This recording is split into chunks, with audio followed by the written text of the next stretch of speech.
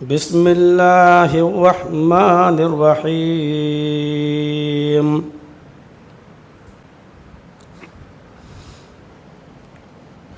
یا ایہا الذین آمنوا اتقوا اللہ حق تقاتہ ولا تموتن الا وانتم مسلمون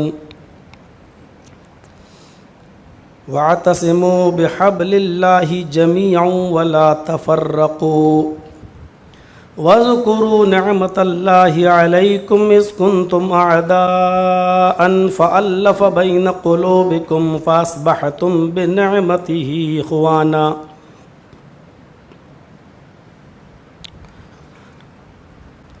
رب اشرح لي صدري ويسر لي أمري واحلل عقدة من لساني يفقهوا قولي۔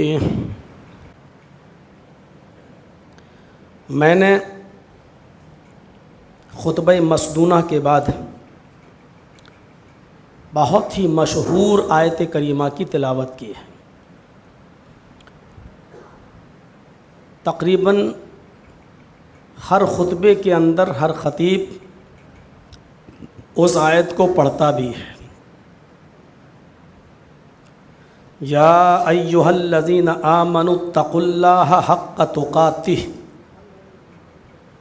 ولا تموتن الا وانتم مسلمون واعتصموا بحبل اللہ جميعا ولا تفرقوا واذکروا نعمة اللہ علیکم اذ کنتم اعداء فألف بین قلوبکم فاصبحتم بنعمته اخوانا۔ چند چیزیں بتائی گئی ہیں، کوشش کروں گا ان چند چیزوں کی وضاحت اس مختصر سے خطاب کے اندر میں آپ کے سامنے رکھ سکوں۔ پہلی چیز تقوی بتایا گیا ہے، اہل ایمان کو تقوی کا حکم دیا گیا ہے، اللہ سے ڈرنے کا حکم دیا گیا ہے، اور اس ڈر کی کیفیت بھی بتائی گئی ہے کہ کس طرح ڈرا جائے۔ یا ایھا الذین آمنوا اتقوا اللہ حق تقاتہ، اے ایمانوں والو اللہ سے ڈرو۔ صرف یہ کہہ کر چھوڑ نہیں دیا، بلکہ یہ کہا کہ اس سے ویسے ڈرو جیسے ڈرنے کا حق ہے۔ وہ کیسا ہے؟ پہلی چیز۔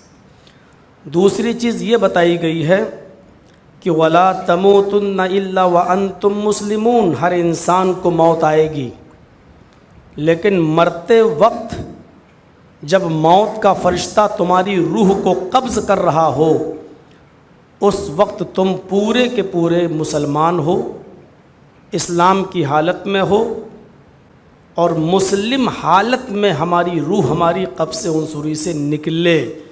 وَلَا تَمُوتُنَّ إِلَّا وَأَنْتُمْ مُسْلِمُونَ، تم نہیں مرو مگر پورے کے پورے مسلم ہو کر۔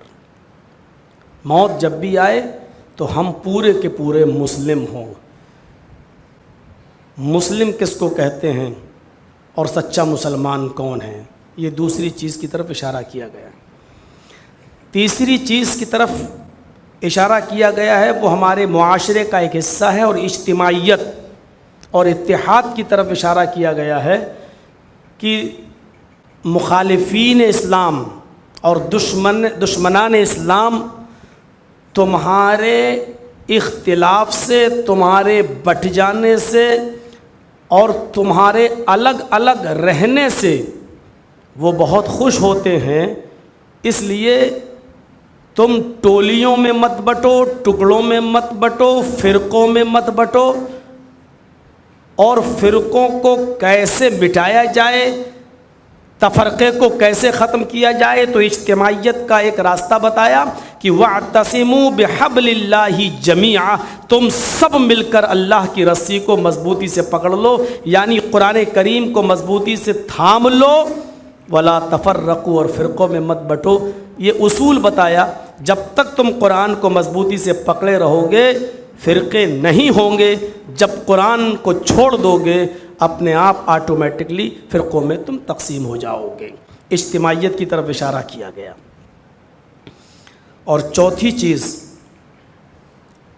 یہ بتائی گئی ہے کہ یہ حالات نبی اکرم کے آنے سے پہلے، اسلام کی تعلیمات کے نزول سے پہلے، یا محمد الرسول اللہ کے آنے سے پہلے بھی تمہاری جو حالت تھی تم اس حالت پر بھی ایک نظر ڈالو. وَاذْكُرُوا نِعْمَةَ اللَّهِ عَلَيْكُمْ،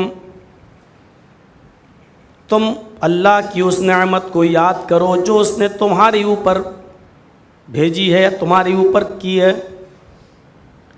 اِذْ كُنْتُمْ أَعْدَاءً فَأَلَّفَ بَيْنَ قُلُوبِكُمْ فَأَصْبَحْتُمْ بِنِعْمَتِهِ إِخْوَانًا، آپس میں تم ایک دوسرے کے دشمن تھے. اِذْ كُنْتُمْ أَعْدَاءً، آپس میں تم ایک دوسرے کے حریف تھے، آپس میں تم ایک دوسرے کے جان کے بھوکے تھے، آپس میں تم ایک دوسرے کے جان و مال کے پیاسے تھے. اِذْ كُنْتُمْ وَاذْكُرُوا نِعْمَةَ اللَّهِ اِذْ كُنْتُمْ، تم اللہ کی اس نعمت کو یاد کرو تم آپس میں یہ تھے. فَأَصْبَحْتُمْ بِنِعْمَتِهِ إِخْوَانًا، تو اللہ نے اپنی نعمت کو نازل کر کے، نعمت سے مراد اسلام، یا نعمت سے مراد قرآن، یا نعمت سے مراد جناب محمد الرسول اللہ صلی اللہ علیہ وسلم، تو اللہ تعالیٰ نے اپنی نعمت کو نازل کر کے، یعنی اسلام کو نازل کر کے، یا قرآن اتار کر، یا جناب محمد الرسول اللہ کو تمہارے بیچ بھیج کر تمہیں آپس میں بھائی بھائی بنا دیا. فَأَصْبَحْتُمْ بِنِعْمَتِهِ إِخْوَانًا، تم اللہ کی اس نعمت کے ذریعے آپس میں بھائی بھائی ہو گئے. اس سے پہلے تم کیا تھے؟ اِذْ كُنْتُمْ أَعْدَاءً فَأَلَّفَ بَيْنَ قُلُوبِكُمْ، دشمن تھے، اللہ نے تمہارے دلوں میں الفت ڈال دی، محبت پیدا کر دی.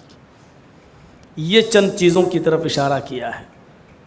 میں شاید ساری چیزوں کی وضاحت نہ کر سکوں. پہلی چیز پر آئیے. پہلی چیز ہی دو ٹکڑوں پر مشتمل ہے. ایک تو اللہ کا ڈر، اور دوسری وہ ڈر بھی کیسا، جیسا اس کا حق ہے. پتہ یہ چلا کہ انسان اور بھی چیزوں سے ڈرتا ہے. بہت سے لوگ کہتے ہیں نہیں صرف اللہ سے ڈر، میں اللہ سے ڈرتا ہوں اور کسی سے نہیں ڈرتا.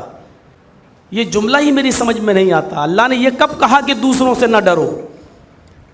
اللہ نے یہ کہا ہے کہ مجھ سے ڈرو تو ڈرنے کا حق جو میرا ہے وہ مجھے دو.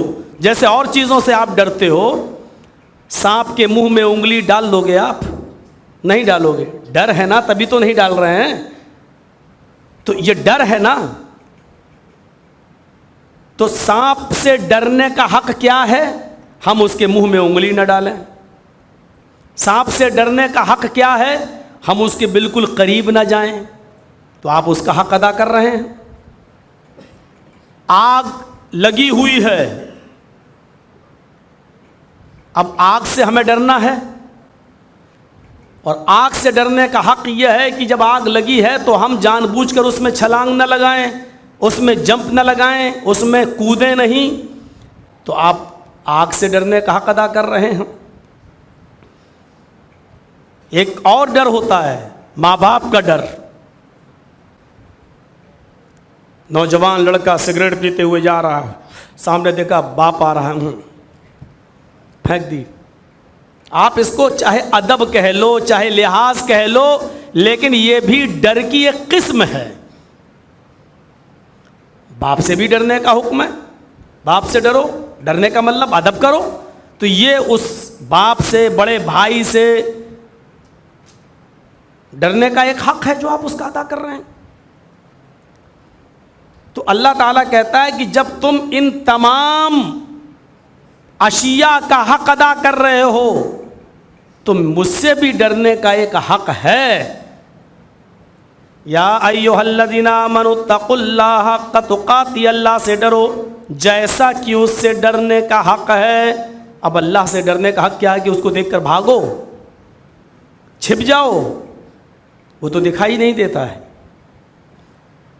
اللہ سے ڈرنے کا مطلب یہاں یہ ہے کہ اس نے جن کاموں کو کرنے کا حکم دیا ہے ان کاموں کو ہم کریں اور جنت کو حاصل کریں، اور جن کاموں کے کرنے پر جہنم سے ڈرایا ہے ہم ان کاموں سے رک کر جہنم سے اپنے آپ کو بچا لیں، یہ اس سے ڈرنے کا حق ہے۔ ہمارا بڑا بھائی ہمیں دیکھتا ہے تو ہم اس کے سامنے غلط کام نہیں کرتے، باپ ہمارے سامنے آ جاتا ہے تو ہم غلط کام نہیں کرتے۔ یہی تصور ہر غلط کام کرتے وقت ہمارے دماغ میں آنا چاہیے کہ دنیا کی کوئی نظر ہمیں دیکھ رہی ہو یا نہ دیکھ رہی ہو، لیکن اللہ رب العالمین ہمیں دیکھ رہا ہے۔ یہ تصور ہمارے دماغ میں کیوں نہیں آتا ہے؟ ہم اللہ سے ڈرنے کا دعویٰ تو کرتے ہیں لیکن اتنا بھی نہیں ڈرتے جتنا ہم اپنے باپ سے اور اپنے بڑے بھائی سے ہم ڈرتے ہیں۔ پھر جب یہ تصور ہے کہ اللہ ہمیں دیکھ رہا ہے، پھر ہمارے ہاتھ میں شراب کے جام کیسے آ جاتے ہیں؟ جب ہمیں یہ معلوم ہے کہ اللہ ہمیں دیکھ رہا ہے تو پھر ہم جوؤں کے اڈے پر کیسے پہنچ جاتے ہیں؟ جب ہمیں یہ معلوم ہے کہ ہمارا رب ہمیں دیکھ رہا ہے تو ہمارے گھر کی ہماری ماں بہنیں بیٹیاں بے پردگی کا مظاہرہ کر کے سڑکوں پر اور بازاروں میں کیسے گھومنا گوارا کر لیتی ہیں؟ اس کا مطلب یہ ہے کہ ہم نے اللہ سے ڈرنے کا جو حق ہے وہ ادا نہیں کیا ہے۔ اللہ نے یہ کہا ڈرو، یہ نہیں کہا کہ مجھ سے جیسے شیر کو دیکھ کر بھاگ جاتے ہو اس سے ڈرتے ہو ویسے ڈرو، اس سے بھی ڈرنے کا ایک حق ہے۔ سفر کریں، آپ ٹرین میں بیٹھے ہوئے ہوں، مثال دے رہا ہوں، ایک ٹرین میں 3 برتھ ہوتی ہے، ایک لوور، مڈل، اپر۔ فرض کر لیجئے آپ کی برتھ لوور ہے، نیچے والی برتھ ہے اور آپ اس پر بیٹھ کے سفر کر رہے ہیں، رات کا اندھیرا ہے، آپ ٹوائلٹ کے لیے جاتے ہیں، گاڑی اپنی سپیڈ سے ٹرین چل رہی ہے، جب آپ ٹوائلٹ سے واپس آتے ہیں اور اپنی برتھ پر لیٹنا چاہتے ہیں، آپ دیکھتے ہیں کہ مڈل برتھ پر جو آدمی لیٹا ہوا ہے اس کی جیب میں 2,000 کے نوٹ کی ایک گڈی رکھی ہوئی ہے جو باہر نکل رہی ہے اور وہ بے ہوشی میں پڑا ہے، سو رہا ہے۔ آپ نے دائیں بائیں دیکھا، کوئی دیکھ تو نہیں رہا ہے، دیکھا اندھیرا ہے، کوئی دیکھ بھی نہیں رہا ہے، موقع اچھا ہے، اگلے اسٹیشن پر ہم اتر جائیں گے، اس کو پتہ ہی نہیں چلے گا۔ آپ نے اس کی پاکٹ سے نکلنے والی اس گڈی کی طرف ہاتھ بڑھا دیا، اور جیسے ہی آپ نے ہاتھ بڑھایا ڈرتے ہوئے کہیں کوئی دیکھ تو نہیں رہا، آپ نے پھر نظر دوڑائی، دیکھ تو لیں، کوئی دیکھ تو نہیں رہا ہے۔ گڈی کا ایک کونا آپ کے ہاتھ میں ہے اور دیکھتے ہوئے آپ کی نظر اپر برتھ پر پڑتی ہے کہ دیکھیں اوپر تو کوئی نہیں دیکھ رہا ہے۔ آپ دیکھتے ہیں کہ اوپر والا آدمی آپ کی اس حرکت کو دیکھ رہا ہے۔ اس وقت آپ کی کنڈیشن کیا ہوگی؟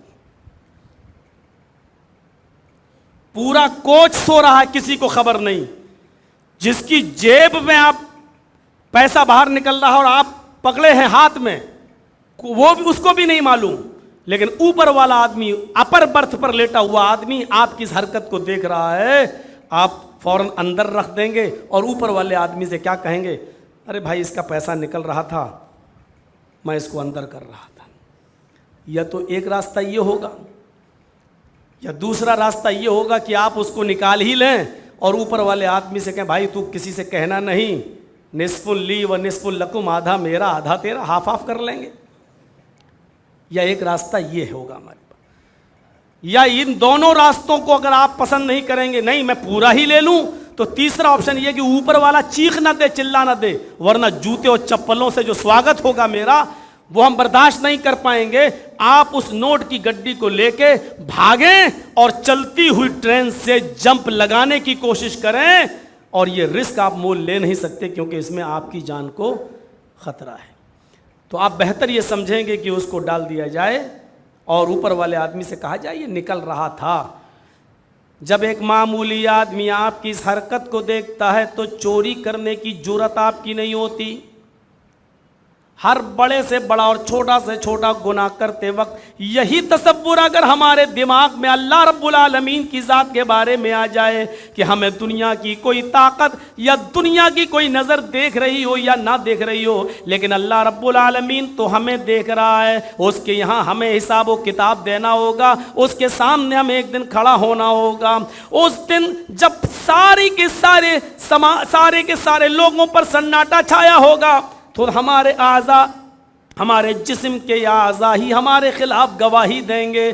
یہ تصور اگر ہمارے دماغ میں آ جائے تو پھر کوئی نوجوان نہ شراب کو ہاتھ لگائے گا، نہ جوئے کی طرف بڑھے گا، نہ چوری کرے گا، کیونکہ اس کو یہ تصور ہوگا کہ اللہ رب العالمین ہمیں دیکھ رہا اور ایک دن ہمیں اس کے سامنے حساب و کتاب دینا ہوگا۔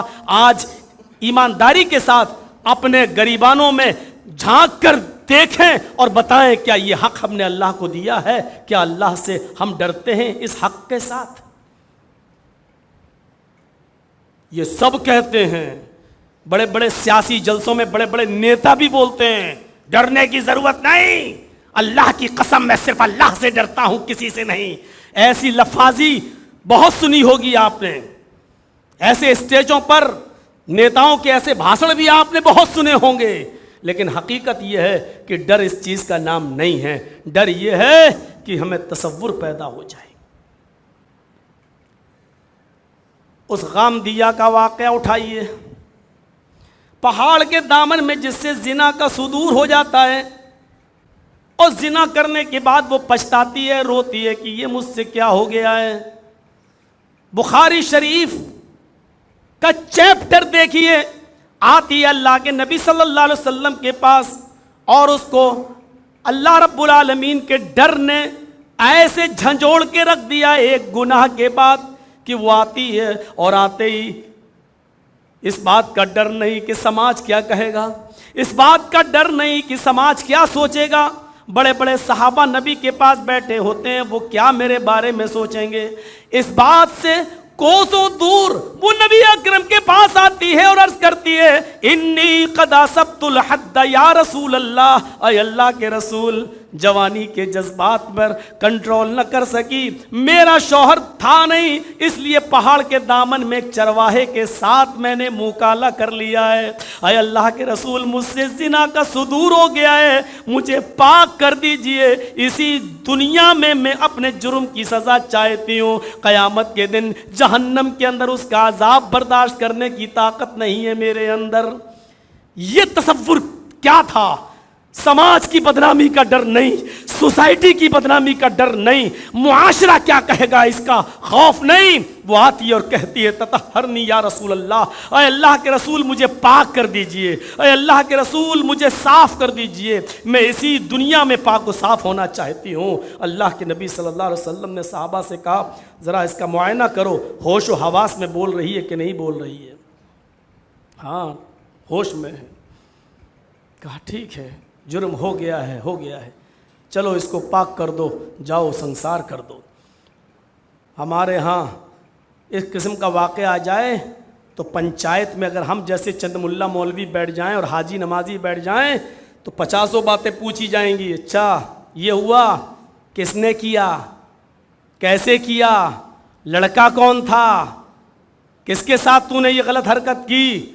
اللہ کے رسول صلی اللہ علیہ وسلم نے کسی کا نام نہیں پوچھا، تم آئی ہو، تم اپنی ذمہ دار ہو، میں کیوں پوچھنے لگوں کہ کس نے کیا ہے؟ اس کا معاملہ چھپا ہے تو چھپا رہنے دو، ہو سکتا ہے کہ وہ توبہ اور استغفار کر رہا اور اللہ رب العالمین اس کے گناہ کو معاف کر دے، لیکن تجھے ڈر ہے کہ تو پاک ہونا چاہتی ہے اور جہنم کا عذاب برداشت نہیں کر سکتی، تو میں تجھے پاک کرنے کے لیے تیار ہوں، جاؤ اور اس کو سنسار کر دو، پتھروں سے مار مار کے ہلاک۔ لے جایا جانے لگا، ایک صحابی نے ذرا تیز کھینچ دیا، ارے جلدی چل، گر گئی۔ کہتی ہے او محمد کے ساتھیو صلی اللہ علیہ وسلم، مجھے جلدی جلدی مت کھینچو، تیز مت کھینچو، میرے پیٹ میں حمل ہے، میرے پیٹ میں بچہ ہے، اور اسی زنا کی پیداوار ہے۔ صحابہ رک گئے، لوٹ کر نبی اکرم کے پاس آئے، اے اللہ کے رسول وہ ایسا ایسا کہہ رہی ہے۔ آپ نے پوچھا کیا تم حاملہ ہو؟ کہاں، اسی زنا کی پیداوار ہے۔ کہاں، پہلے کیوں نہیں بتایا؟ کہ اللہ کے نبی میں چاہتی تھی کہ میرے مرنے کے ساتھ ساتھ بچہ بھی مر جائے، اگر پیدا ہوا تو باپ کا نام نہیں ملے گا، جب تک زندہ رہے گا مجھے گالیاں دے گا، اس لیے میں چاہتی ہوں کہ یہ پاپ جو مجھ سے ہوا ہے اس کی نشانی بھی میرے ساتھ ختم ہو جائے۔ اللہ کے رسول صلی اللہ علیہ وسلم نے انسانیت سے بھرا ہوا درس دیتے ہوئے فرمایا قصور تیرا ہے، تیرے پیٹ میں پلنے والے اس معصوم کا قصور نہیں ہے۔ تحفظ انسانیت کے لیے کتنی ہی سنستھائیں بنا لو، کتنی ہی تنظیمیں بنا لو، کتنے ہی آپ ایوارڈ دینے لگو، اور یہ مانوتا اور انسانیت کے نام پر کتنی ہی تنظیمیں آپ بنا لو، لیکن کعبے کے رب کی قسم تحفظ انسانیت کا سب سے بڑا علمبردار لیڈر اگر کوئی تھا تو وہ آمینہ کا لال جناب محمد رسول اللہ صلی اللہ علیہ وسلم کو یہ سرٹیفکیٹ دیا جائے گا، اس لیے کہ اس معصوم بچے کو بھی گرانے کی اجازت نہیں دی جو زنا کی پیداوار ہے، جس کے باپ کا نام و نشان نہیں معلوم کہ کہاں ہے، کس دنیا میں ہے، اس کو اپنا نام دے گا بھی کہ نہیں دے گا۔ لیکن امام کائنات نے کیا کہا؟ تجھے سنسار کرنے کا دل تو چاہتا ہے، لیکن تیرے پیٹ میں پلنے والے اس معصوم بچے کی وجہ سے ابھی تیری سزا پوسٹ پون کی جاتی ہے۔ جا، جب بچہ پیدا ہو جائے تب آنا۔ جب بچہ پیدا ہو گیا تب آئی۔ اللہ کے رسول نے کہا جاؤ، بچے کو اپنی گود میں لے لیا۔ آج سماج پر نظریں ڈالو، ایک آدمی کے مندر میں دوسرے آدمی کو آنے کی اجازت نہیں، کیونکہ یہ نیچ ذاتی کا ہے۔ ایک آدمی کی تھالی میں دوسرے آدمی کو کھانے کی اجازت نہیں، کیونکہ یہ نیچی قوم کا ہے، یہ نیچی برادری کا آدمی ہے۔ زنا کی پیداوار 9 مہینے کے بعد اس عورت کے پیٹ سے پیدا ہو کر باہر آتا ہے، امام کائنات جیسی مبارک ہستی اس کو اپنی گود میں پناہ دیتی ہے، اس کو اپنی گود میں لیتی ہے اور اپنے سینے سے لگاتی ہے۔ میرے پیارے ساتھیوں، انسانیت کا یہ احترام صرف اسلام ہی پیش کر سکتا ہے، کسی دوسرے مذہب کے اندر اس کی مثال نہیں مل سکتی ہے۔ جاؤ اس کو سنسار کر دو۔ رونے لگا بچہ، عورت کہتی ہے اللہ کے رسول کیا چلتے چلتے آخری مرتبہ اس بچے کو اپنی پستان کا دودھ پلانے کا موقع نہیں ملے گا؟ رحمت للعالمین کی آنکھوں میں آنسو آ گئے، اس عورت کو اس کی گود میں بچہ دے دیتے ہیں، لو اس کو دودھ پلاؤ۔ اس نے چہرہ گھمایا، اپنے پستان سے لگایا، دودھ پلا کر بچے کو نبی اکرم کے ہاتھ میں دے دیا۔ صحابہ کے ساتھ سنسار ہونے کے لیے جانے لگی۔ امام کائنات نے اس عورت کے پستان سے نکلا ہوا دودھ اس بچے کے ہونٹوں پر لگا ہوا دیکھا، اس عورت کو آواز دی، غام دیا، ادھر آ، محمد رسول اللہ کی ابھی ہمت نہیں ہے کہ تجھے قتل کر سکے، اور سنسار کرنے کا آرڈر دے۔ اس بچے کی غذا تیری پستان میں موجود ہے، مجھے حق نہیں ہے کہ اس بچے کی غذا کو میں تیری پستان سے چھینوں۔ اس بچے کو لے جا، دودھ پلا، جب تک یہ بچہ تیرا دودھ پیے گا میں تجھے قتل نہیں کروں گا، سنسار نہیں کروں گا۔ جب یہ بچہ دودھ چھوڑ دے اور روٹی کھانے لگے تب لے کر آنا۔ یہ رحمت للعالمین کی رحمت کا تقاضا تھا، اتنا بھی برداشت نہیں کر سکے کہ اس بچے کی ماں کی پستان میں اس کا کی غذا موجود ہے، کتنی پریشانی ہوگی، پتہ نہیں دوسری عورت کا دودھ یہ ہضم کرے گا یا نہیں، اوپر کا دودھ ہضم ہوگا یا نہیں ہوگا۔ ابھی اس بچے کو اپنی ماں کا دودھ پینے کا حق دیا گیا، پھر جب وہ روٹی کھانے لگا تب لے کر آئی۔ شریعت محمدی میں اب گنجائش نہیں تھی، فرمایا خاتون تیرے لیے اب میرے پاس کوئی راستہ نہیں ہے۔ اس بچے کو اپنے ہاتھ میں لیا، کسی صحابی کو سونپا، جاؤ اب تمہیں سنسار کر دیا جائے گا۔ چلی گئی، خوشی خوشی چلی گئی، سینے کے برابر گاڑ دیا گیا، پتھروں کی بارش ہوئی، پہلا پتھر خالد ابن ولید نے مارا، پہلے ہی پتھر میں سر پھٹا، خون کا پھوارہ نکلا، خالد ابن ولید کے کپڑے خراب ہو گئے، گالی دے دی، بد چلن عورت تیرے خون کے قطروں نے میرے کپڑے خراب کر دیے۔ بد چلن کا جملہ جب اللہ کے رسول کو پتہ چلا تو آپ نے خالد ابن ولید سے بات کرنا بند کر دیا، 3 دن تک بات نہیں کی۔ خالد ابن ولید آتے ہیں، فداک ابی و امی یا رسول اللہ، میرے ماں باپ قربان جائیں آپ پر، اگر آپ نہیں بولیں گے تو میری آخرت برباد ہو جائے گی، مجھے وجہ بتائیے آپ کیوں مجھ سے بات نہیں کر رہے؟ کہا تم نے اس عورت کو بد چلن کہا۔ کہا اللہ کے رسول اس کے خون کی چھینٹوں نے میرے کپڑے خراب کر دیے، وہ بد چلن تھی۔ آپ نے کہا نہیں خالد، زبان کو لگام دو، وہ عورت بد چلن نہیں تھی۔ ایک بار اگر اس سے گناہ ہو گیا تو اس کو پیدائشی بد چلن نہیں کہا جائے گا، عادت نہیں تھی اس کی بد چلنی کی، وہ بار بار اس نے جرم نہیں کیا، ایک بار اس سے اپنی جوانی کو کنٹرول نہ کر پانے کی وجہ سے جرم ہوا تو اس نے اللہ کے دربار میں آ کر ایسی سچی توبہ کی ہے، ایسی سچی توبہ کی ہے کہ اگر اس غامدیہ کی، اس ایک عورت کی اس توبہ کو اس مدینے کے ایسے 70 گناہگار جو بالکل جہنم کے دروازے پر کھڑے ہوں، اگر اس ایک عورت کی توبہ کو ان 70 گناہگاروں پر ڈال دیا جائے تو اس ایک عورت کی توبہ سے مدینے کے وہ 70 کے 70 گناہگار بھی جنتی بن جائیں گے، اللہ ان کو بھی جنت میں ڈال دے گا۔ اس نے ایسی سچی توبہ کی ہے، تم اس عورت کو بد چلن مت کہو، وہ بد چلن نہیں تھی، اس نے ایسی سچی توبہ کی ہے کہ مدینے کے 70 گناہگار بھی جنتی بن جائیں۔ میرے پیارے ساتھیوں ذرا تصور کیجئے یہ کون سا تقویٰ تھا، یہی ڈر تھا کہ اس نے یہی تو کہا تھا کہ دنیا میں ہم اپنی زندگی جی سکتے ہیں لیکن قیامت کے دن اس کا عذاب ہم برداشت نہیں کر سکتے۔ اس تصور نے اس عورت کو نبی اکرم کے پاس پیش ہونے پر مجبور کر دیا۔ یہ تھا ڈر کا صحیح حق۔ ہم کیا حق ادا کریں گے؟ ہمیں معلوم ہے کہ اذان ہونے والی ہے، تب ہم چائے کی ہوٹلوں پہ چائے پیتے ہیں، اور جب تک چائے پیتے ہیں تب تک مغرب کی نماز بھی ہماری نکل جاتی ہے۔ میرے بھائیوں ہم کیا حق ادا کریں گے اللہ رب العالمین سے ڈرنے کا؟ ہمارا ان واقعات کی روشنی میں ذرا تصور کریں ہم اور آپ۔ وہ ابو بکر صدیق رضی اللہ تعالیٰ عنہ، پڑھیے بخاری، جو اللہ کے نبی صلی اللہ علیہ وسلم کے پاس آتے ہیں اور کہتے ہیں علمنی یا رسول اللہ دعاءً، اے اللہ کے رسول مجھے کوئی ایک دعا سکھلائیے جس دعا کو پڑھ کر ہم اپنے رب سے اپنے گناہوں کی معافی مانگوں۔ اوفو، کون کہہ رہا گناہوں سے معافی مانگنے کی دعا سکھلائیے؟ ابو بکر صدیق۔ کون ابو بکر صدیق؟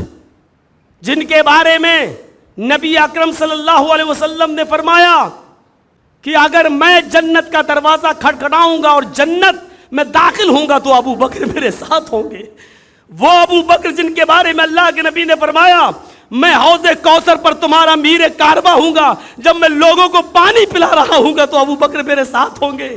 وہ ابو بکر جن کے نام کو اللہ کے رسول نے اپنے نام سے کبھی جدا نہیں کیا، وہ ابو بکر نبی اکرم سے پوچھ رہے ہیں کہ مجھے کوئی ایسی دعا سکھلائیے جس دعا کو پڑھ کر میں اللہ تعالیٰ سے اپنے گناہوں کی معافی مانگتا رہوں۔ تو اللہ کے رسول نے یہ نہیں کہا اے ابو بکر تم تو جنتی ہو، تمہیں کیا ضرورت ہے؟ نہیں، انسان ہونے کے ناطے خطائیں سب سے ہو سکتی ہیں، اس لیے تم بھی یہ دعا کرو۔ اللہ کے رسول نے حضرت ابو بکر صدیق کو جو دعا سکھلائی وہ آج ہم نمازوں کے بعد نمازوں میں پڑھتے ہیں۔ اللہ کے نبی نے دعا سکھائی، اے ابو بکر اٹھتے بیٹھتے چلتے پھرتے تم اس دعا کو اپنا وظیفہ بناؤ۔ یہ دعا بخاری کے صفحات پر دیکھی جا سکتی ہے۔ اللہم انی ظلمت نفسی ظلما کثیرا ولا یغفر الذنوب الا انت فاغفر لی مغفرۃ من عندک وارحمنی انک انت الغفور الرحیم۔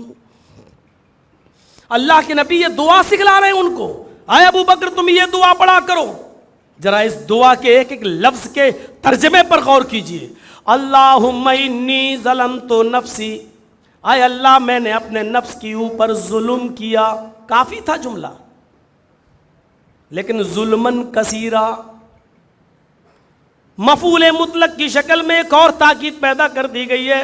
اے اللہ میں نے اپنے نفس پر، اپنی جان پر ظلم ہی نہیں بہت زیادہ ظلم کیا ہے۔ ظلم تو ظلمن میں ویسی تاکید ہو گئی، لیکن کثیرہ اور کہہ کر مزید یہ بتلا دیا گیا کہ اے اللہ میں نے ظلم ہی نہیں بہت ہی زیادہ ظلم کیا ہے. جب ابو بکر اپنی دعا میں یہ کہے کہ ہم نے اپنے نفس پر بہت زیادہ ظلم کیا ہے تو ہماری اور آپ کی حیثیت کیا ہے؟ ذرا اس دعا کے آگے ہم اپنے گریبانوں میں جھانک کر اپنی حیثیت تلاش کریں. ابو بکر صدیق جب یہ کہہ رہے ہوں اللہم انی ظلمت نفسی ظلما کثیرا، اے اللہ میں نے اپنے نفس پر اپنی جان پر بہت زیادہ ظلم کیا ہے، ولا یغفر الذنوب الا انت، اور میرے ان گناہوں کو تیرے علاوہ کوئی بخش بھی نہیں سکتا، کوئی معاف کرنے والا نہیں ہے، میرے ان گناہوں کو تیرے علاوہ کوئی بخشنے والا نہیں ہے. آگے کے جملے پر غور کیجئے، فاغفر لی مغفرۃ من عندک، اے اللہ مجھے اپنے پاس سے بخش دے. اپنے من عندک، اپنے پاس سے بخش دینے کا مطلب کیا ہے؟ اپنے رحم و کرم سے مجھے بخش دے، اپنی کرپا سے، اپنے رحم و کرم سے مجھے بخش دے. یہ نہیں کہہ رہے ہیں میں نے جو نمازیں پڑھی ہیں اس کے بدلے بخش دے، میں نے جو اب تک عبادتیں کی ہیں ان عبادتوں کے بدلے تو مجھے بخش دے، ہم نے اب تک نبی کی جو خدمت کی ہے اس کے بدلے میں بخش دے، ابھی تک ہم نے جو اسلام کی راہ میں قربانیاں دی ہیں اس کے بدلے میں ہمیں بخش دے. نہیں، کیونکہ ابو بکر جانتے ہیں اللہ کے احسانات اتنے ہیں کہ ہماری ساری زندگی کی عبادتیں مل کر بھی اللہ رب العالمین کے احسان کا حق ادا نہیں کر سکتی.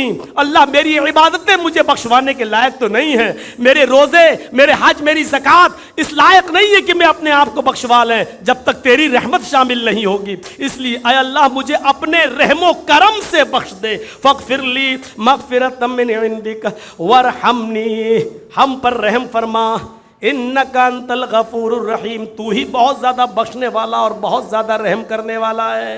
یہ ابو بکر صدیق کا حال ہے، یہ ابو بکر صدیق کا حال ہے.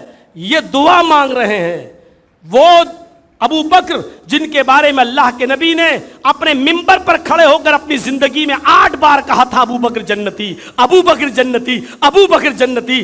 8 بار کہا ہو، ایک بار کہہ دیتے میرے نبی تو کافی تھا، لیکن جن کو 8 بار جنت میں جانے کا سرٹیفکیٹ دے رہے ہو، ذرا آپ اندازہ لگائیں میرے بھائیوں، تصور کریں وہ ابو بکر صدیق کہہ رہے ہیں کہ میں نے اپنے نفس پر بہت زیادہ ظلم کیا. ہمیں کتنا زیادہ اللہ رب العالمین سے اپنے گناہوں کی معافی مانگنے کی ضرورت ہے.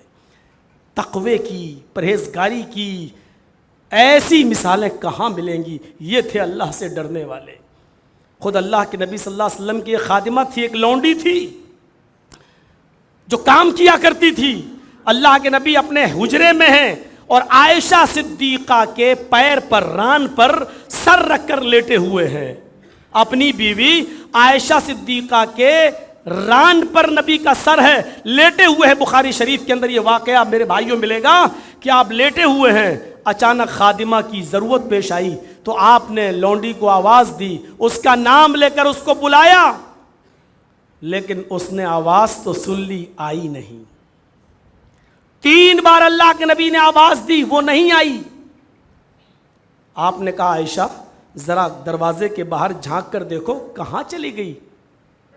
حضرت عائشہ نے جب حجرے کا دروازہ کھولا تو کیا دیکھتی ہیں؟ وہ تو حجرے کے باہر بکری کے ایک چھوٹے سے بچے کے ساتھ کھیل رہی ہے. کہا اللہ کے نبی نے تمہیں 3 آوازیں دی، کیا تم نے نہیں سنا؟ وہ کہتی ہے کہ سنا. اس زمانے کی لونڈیاں بھی کتنی سچی تھیں. نہیں آئی وہ ایک الگ بات، لیکن جھوٹ بولنے کی جرت انہوں نے بھی نہیں کی.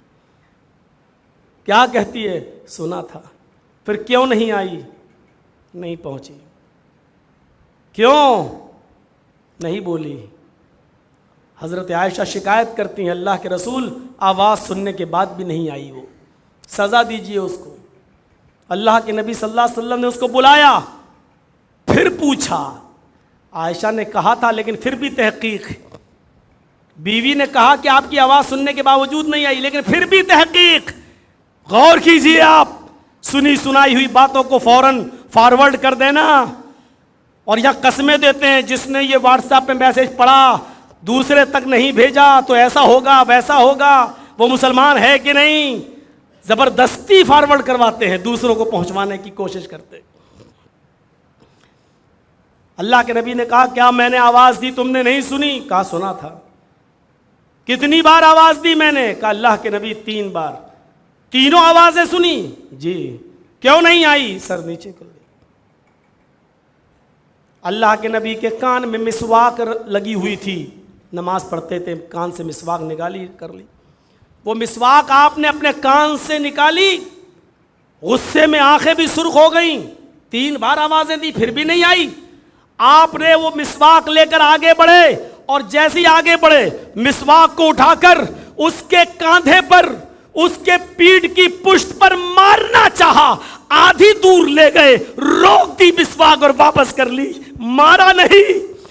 چلے آئے، عائشہ پانی لاؤ مجھے وضو بنانا ہے، فوراً پانی لایا گیا، وضو بناتے ہیں۔ حضرت عائشہ کہتی ہیں اللہ کے رسول سزا کی مستحق تھی، مسواک آپ نے کان سے نکال بھی لی تھی، آپ تو مارنے جا رہے تھے، کیا ہوا؟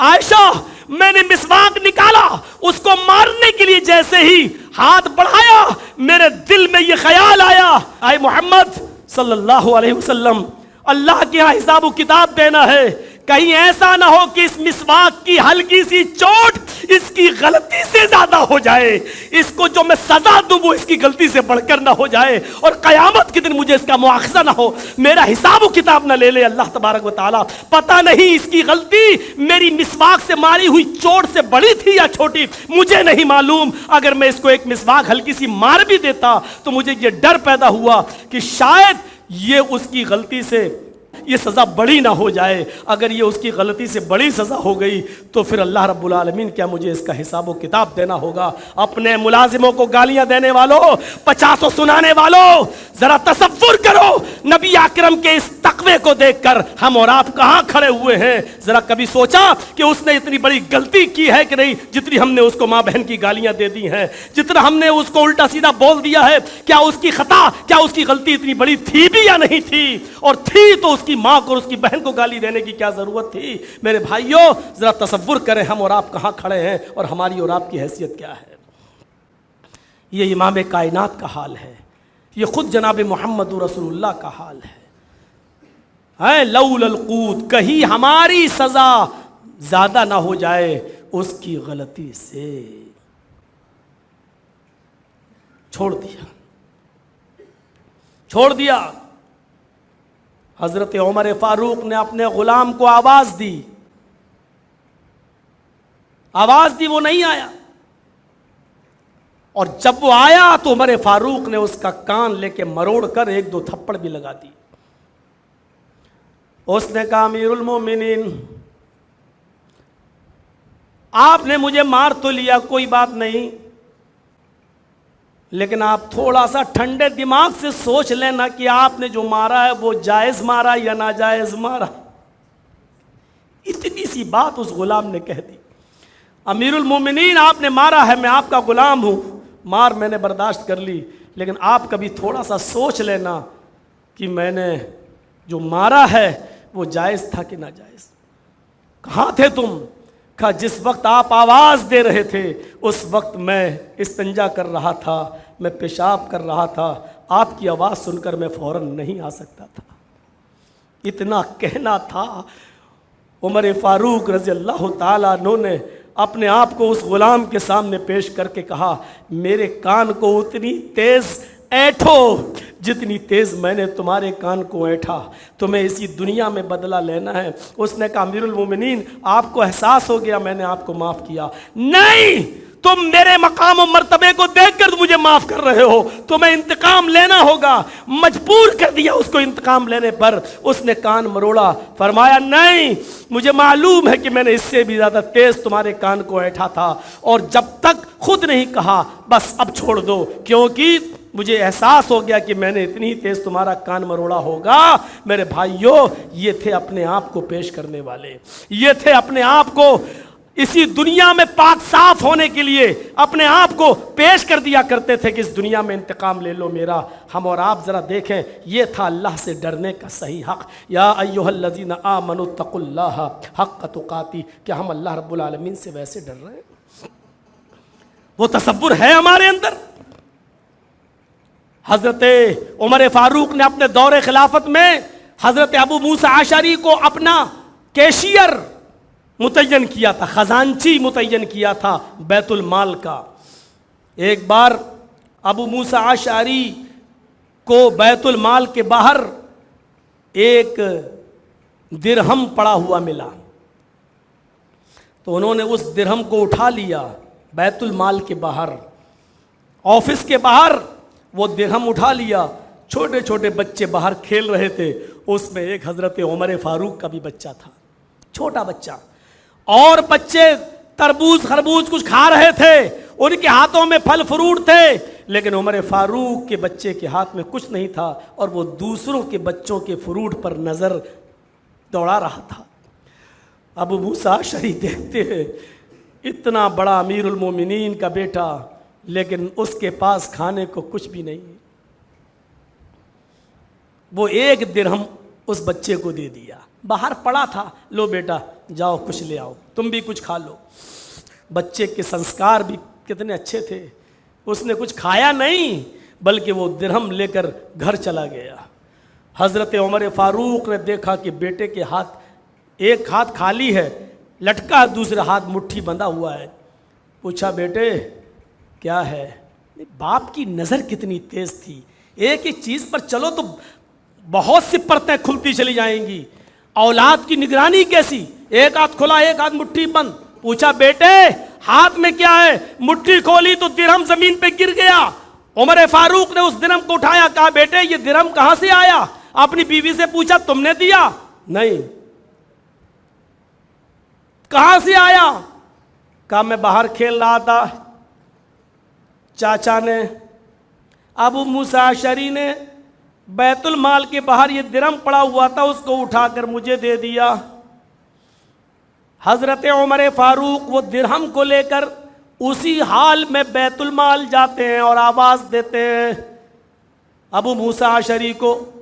وہ باہر نکلتے ہیں، وہ درہم پورا کا پورا ہاتھ اٹھا کر ایسے زور سے مارتے ہیں کہ ان کی پگڑی پہ لگتا ہے اور وہی زمین کے اوپر گر جاتا ہے، اور کہتے ہیں کہ کیا یہ درہم تم نے میرے بیٹے کو دیا ہے؟ ہاں۔ آئے ابو موسیٰ، کیا جہنم میں ڈھکیلنے کے لیے تیری نظر میرے ہی خاندان پر پڑی تھی اور میرے ہی گھر پر پڑی تھی؟ کیا جہنم میں داخل کرنے کے لیے اور جہنم میں ڈھکیلنے کے لیے تیری نظر عمر کے گھر پر ہی پڑی تھی اور کوئی نظر نہیں آیا؟ یہ درہم تم نے کس سے پوچھ کر میرے بچے کو دیا ہے؟ کہا امیر المومنین زمین پہ پڑا تھا، سارے بچے کچھ کھا رہے تھے، آپ کے بچے کو دے دیا، اس کے پاس کچھ نہیں تھا، یہ بھی کچھ کھا لے گا۔ کہا جب باہر پڑا ہوا ملا تھا تو اس کو بیت المال میں جمع کر دیتے، میرے بچے کے ہاتھ میں کیوں دیا؟ آئندہ اگر اس طریقے کی حرکت ہوئی تو اس عہدے سے ہٹا دیا جائے گا اور سخت سے سخت سزا دی جائے گی۔ اندازہ لگائیے ایک درہم بھی، یہاں تو تصور کرو کہ کروڑوں اربوں خربوں روپیہ یہاں سے نکل کے باہر پہنچ گیا اور بڑے آرام سے پہنچ گیا، اور لے جانے والے بھی بڑے آرام سے چلے گئے۔ ایک درہم بھی، یہ احساس، یہ تقوی کا کون سا عنصر تھا، کون سا جز تھا جو ان کے دلوں میں موجود تھا؟ آئیے ایک چیز میں آپ کو اور بتانا چاہتا ہوں، اس کے بعد آگے بڑھوں گا۔ خلیفہ عمر ابن عبدالعزیز کا دور کون نہیں جانتا؟ بیوی حاملہ ہے، پیٹ میں بچہ ہے، لیکن 4 دن سے کھانے کو کچھ نہیں ملا ہے۔ طبیبوں سے، حکیموں سے، ڈاکٹروں سے پوچھیں کہ جس عورت کے پیٹ میں بچہ ہو اس کو کچھ نہ کچھ کھاتے پیتے رہنا چاہیے تاکہ بچے کے جسم پر بھی لگتا رہے۔ 4 دن سے کھانے پینے کو کچھ نہیں ملا، ڈر لگا ایسا نہ ہو کہ میں بھوکا رہوں تو یہ بچہ بھی کہیں مر نہ جائے پیٹ کے اندر۔ اپنی خادمہ سے کہتی ہیں عمر ابن عبدالعزیز کی بیوی، تمہارے آقا تو کچھ لا کے دیں گے نہیں، ان کے پاس تو ہے ہی نہیں، ایک کام کرو کہ تم بیت المال چلی جاؤ اور بیت المال کے خزانچی سے کہنا کہ ایک پیالہ دودھ وہ مجھے دے دے۔ جو بیت المال میں دودھ ہے اس میں سے ایک کٹورا، ایک پیالہ دودھ لے آؤ، کبھی ملے گا مجھے تو اس میں سے ہم جمع کر دیں گے، ابھی ایک پیالہ دودھ لے آئیے اور ان کو میری حالت بتا دینا کہ عمر ابن عبدالعزیز کی بیوی کے پیٹ میں حمل ہے، اگر ان کو یہ دودھ نہیں ملا تو پیٹ کا بچہ کہیں ضائع نہ ہو جائے، کہیں مر نہ جائے۔ خادمہ جاتی ہے، رات کے اندھیرے کا فائدہ اٹھایا جاتا ہے تاکہ عمر ابن عبدالعزیز کو پتہ نہ چلے۔ وہ رات کے اندھیرے میں جاتی ہے، عمر ابن عبدالعزیز کے کیشیئر سے، بیت المال کے خزانچی سے کہتی ہے کہ ایک پیالے دودھ کی ضرورت ہے۔ کہا ٹھیک ہے، مل جائے گا۔ عمر ابن عبدالعزیز کی بیوی نے منگایا ہے، پیٹ میں حمل ہے، 4 دن سے ان کو کچھ کھانا نصیب نہیں ہوا، پیٹ کے بچے کا ڈر ہے کہیں وہ ضائع نہ ہو جائے، حمل کہیں ختم نہ ہو جائے۔ جلدی سے اس نے ایک پیالہ دودھ دے دیا۔ ایک پیالہ دودھ لے کر جب یہ گھر کی طرف آتی ہے، دروازہ کھلاتا بس دھکا دیتی ہے، کیا دیکھتی ہے کہ خلیفۃ المسلمین کنویں کے پاس بیٹھے ہیں اور کنویں کے پانی کو نکال کر تہجد پڑھنے کے لیے وہ وضو بنا رہے ہیں۔ انہوں نے دروازہ کھلتا ہوا دیکھا، دروازے کی طرف نظر دوڑائی تو کیا دیکھتے ہیں کہ میری لونڈی، میری خادمہ دروازے کے سے اندر آ رہی ہے اور اپنی اوڑھنی سے اس نے کچھ چھپا رکھا ہے۔ عمر ابن عبدالعزیز نے وضو بنانا چھوڑا، آگے بڑھتے ہیں اور کہتے ہیں خادمہ کہاں گئی تھیں؟ بیت المال۔ اوڑھنی کے پیچھے کیا ہے؟ کہا ارے بتاؤ کیا ہے؟ آگے بڑھتے ہیں، مجھے دکھاؤ کیا ہے۔ اس نے پیالہ دکھا دیا، یہ دودھ کا ایک پیالہ ہے جس کو میں بیت المال سے لائی ہوں۔ کہتی ہے امیر المومنین، آپ کی بیوی کو 4 دن سے کھانا نہیں ملا، آپ اتنا تو جانتے ہی ہیں حمل ہے، اگر وہ بھوکی رہے گی تو حمل ضائع ہونے کا خطرہ ہے، اس لیے کچھ طاقت پہنچ جائے، بیت المال سے یہ دودھ لائی ہوں تاکہ آپ کی بیوی کو پلا دیا جائے۔ عمر ابن عبدالعزیز نے کہا یہ دودھ کا پیالہ مجھے دے دو۔ لے لیا۔ ان کی بیوی کہتی ہیں آپ اتنے بڑے ظالم مت بنیے، میرے لیے میری فکر چھوڑ دیجئے، کم سے کم اس معصوم کو جو میرے پیٹ میں پل رہا اس کی فکر کیجئے۔ عمر ابن عبدالعزیز نے جواب دیا میری بیوی تم اچھی طریقے سے جانتی ہو کہ بیت المال کا یہ دودھ میری ملکیت نہیں ہے، یہ سارے مسلمانوں کی ملکیت ہے، جب تک میٹنگ کر کے ان سب سے اجازت نہ لے لی جائے یہ دودھ میں تمہیں نہیں دے سکتا ہوں، یہ دودھ یہاں لاؤ۔ لیکن میں کیوں اجازت لوں، میں کیوں میٹنگ بلاؤں؟ اگر آج لوگوں نے میرے امیر المومنین کا لحاظ کرتے ہوئے اجازت دے دی تو یہاں سے اجازت کے دروازے کھل جائیں گے، پھر مجھے دوسروں کو بھی اجازت دینا پڑے گی، اس لیے مجھے اجازت لینے کی ضرورت نہیں ہے۔ لے کر وہ دودھ بیت المال جانے لگے۔ بیوی پیچھے سے ان کا دامن پکڑ کے کہتی ہے امیر المومنین، میں اپنے شوہر کو کہتی ہے امیر المومنین، شوہر نہیں کہہ رہی ہوں آج، امیر المومنین، آج میں آپ کو امیر المومنین کا خطاب دے کر کہتی ہوں میری فکر نہیں اس بچے کی فکر کیجئے، یقین جانیے اگر مجھے 1-2 دن اور کچھ نہیں ملا تو یہ پیٹ کا حمل ضائع ہو جائے گا، بچہ مر جائے گا۔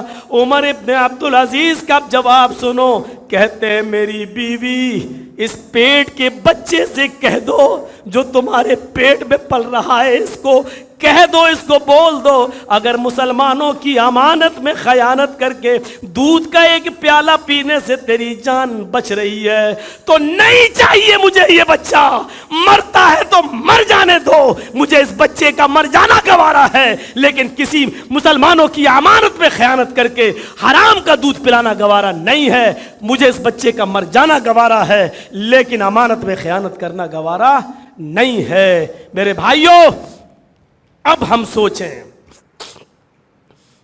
ہر آدمی کسی نہ کسی بزنس سے جڑا ہوا ہوگا، کسی نہ کسی کاروبار سے جڑا ہوا ہوگا، اور سوچو ہماری کتنی حلال کمائی ہے، سوچو ہم کتنا حلال و حرام کا خیال رکھتے ہیں اور کتنا تقوی ہے ہماری زندگی میں اور ہمارے اندر۔ نماز پڑھنا تو بہت آسان کام ہے، مسجد میں آ جانا اور فجر میں اٹھ کر چلے آنا بہت آسان کام ہے، لیکن تقوی کا رزق کھا کر، تقوی کی روزی روٹی کما کر کھا کر پھر مسجد کے اندر آنا، یہ بہت بڑا کام ہے۔ یہاں یہ سوچے کہ ہماری روزی روٹی کیسی ہے، ہماری روزی روٹی کیسی ہے، ہماری کمائی کیسی ہے، ہمارا بزنس کیسا ہے۔ میرے بھائیوں، پڑھیے حدیثیں، بخاری کی حدیث تو کہتے ہیں ان اللہ طیب و یقبل الطیب، اللہ پاک ہے اور پاک چیز کو پسند کرتا ہے، پاک چیز کو۔ تقوی کا معیار یہ ہونا چاہیے، یہ ہے تقوی۔ یا ایھا الذین آمنوا اتقوا اللہ حق تقاتہ، اے ایمانوں والو تم اللہ سے ڈرو جیسا کہ اس سے ڈرنے کا حق ہے۔ وہ کون سا تقوی تھا؟ رات کی تاریکی میں گئے، گشت کر رہے ہیں، کون؟ امیر المومنین حضرت عمر۔ رات کی تاریکی میں، رات کے اندھیرے میں حضرت طفیل دوسی کو ایک بار پتا چلا کہ دیکھیں یہ کہاں جاتے ہیں رات میں، تو چپکے ان کا پیچھا کرنا شروع کر دیا۔ تو کیا دیکھتے ہیں کہ اندھیرے میں ایک بیابان جنگل سا ہے اور اس میں ایک جھونپڑی ہے، جھونپڑی میں ہلکی سی روشنی آ رہی ہے، حضرت عمر اسی جھونپڑی کے اندر گھس جاتے ہیں۔ حضرت طفیل دوسی کہتے ہیں اس جھونپڑی میں اتنی رات میں یہ کیا کرتے ہیں؟ بہرحال دیکھتا ہوں کتنی دیر رہتے ہیں۔ کافی دیر کے بعد عمر اس جھونپڑی سے نکلے اور سیدھے چلے گئے۔ حضرت طفیل دوسی نے کہا اب دیکھیں اس جھونپڑی میں کیا ہے، یہاں کس لیے جاتے ہیں حضرت عمر؟ جب اس جھونپڑی میں گھسے تو کیا دیکھتے ہیں؟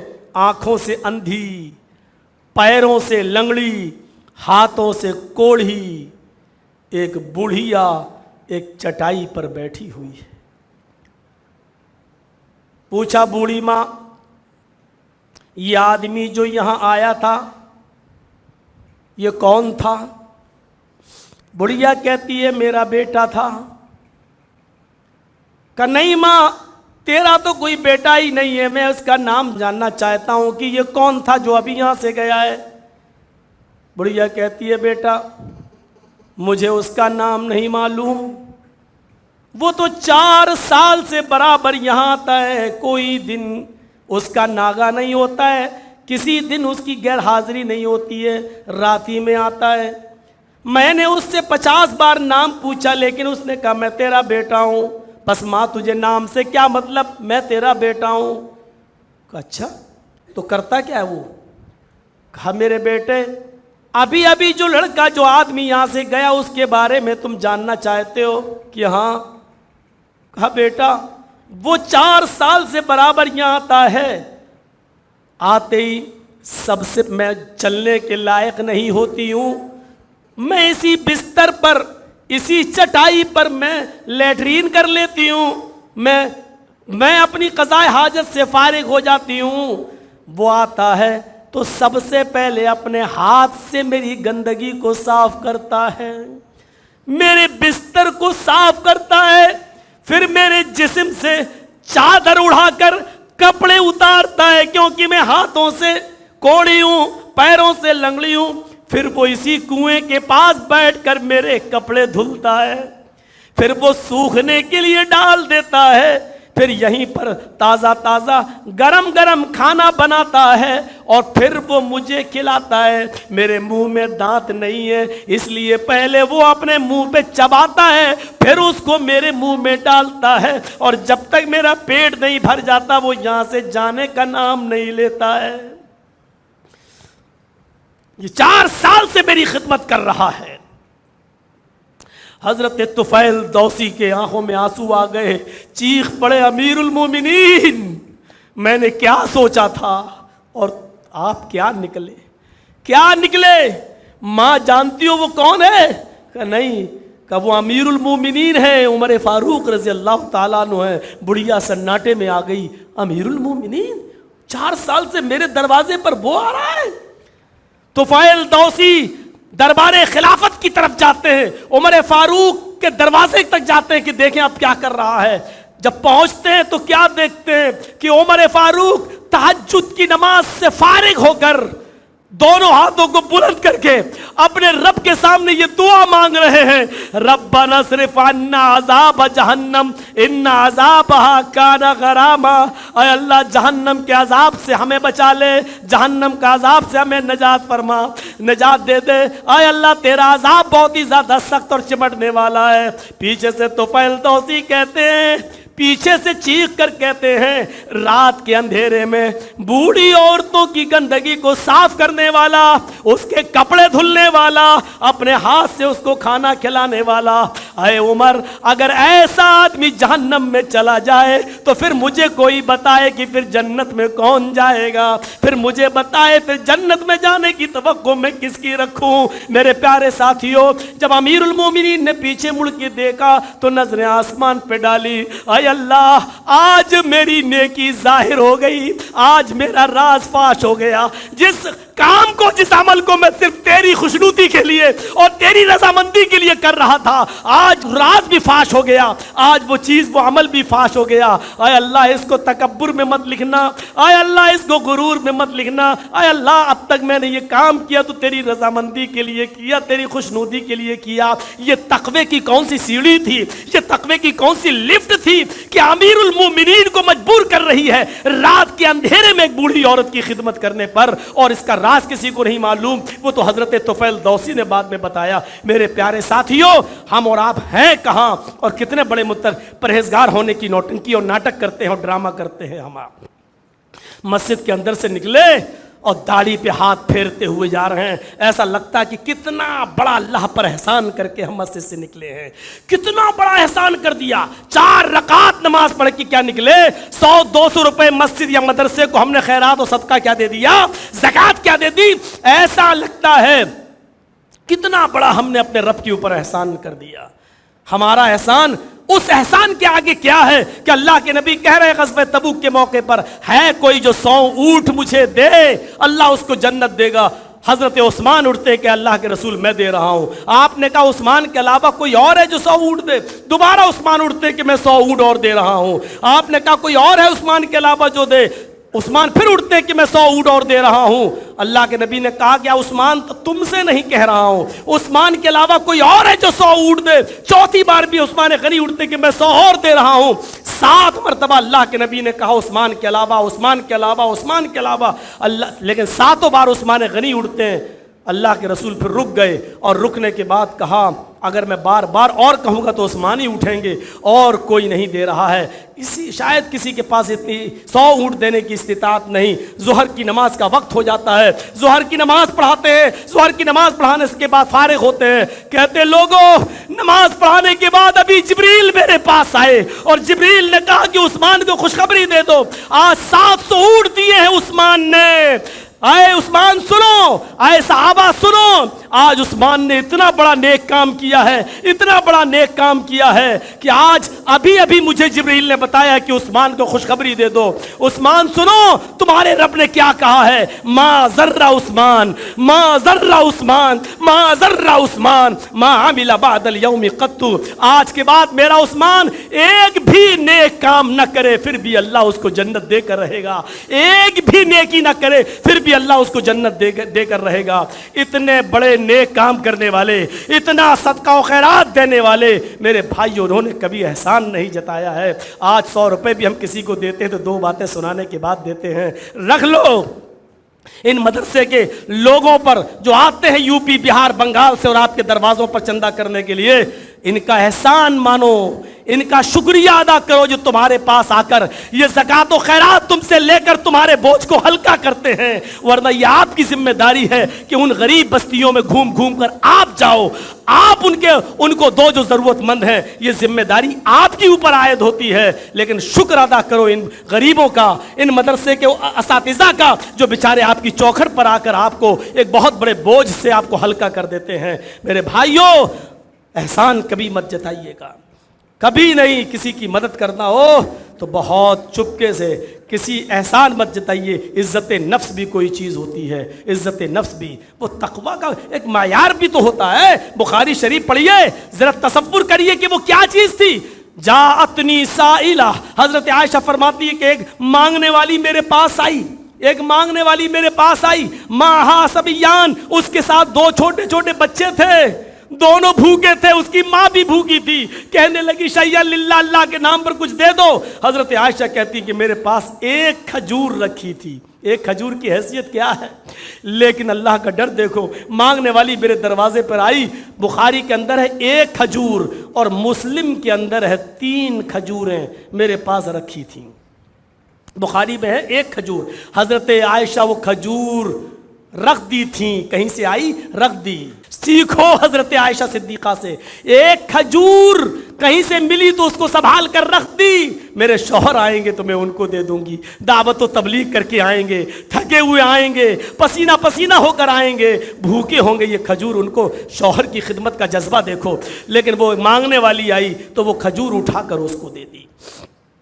اس عورت نے اس کھجور کے 2 ٹکڑے کر دیے، آدھا اس بچے کو دے دیا، آدھا اس بچے کو دے دیا۔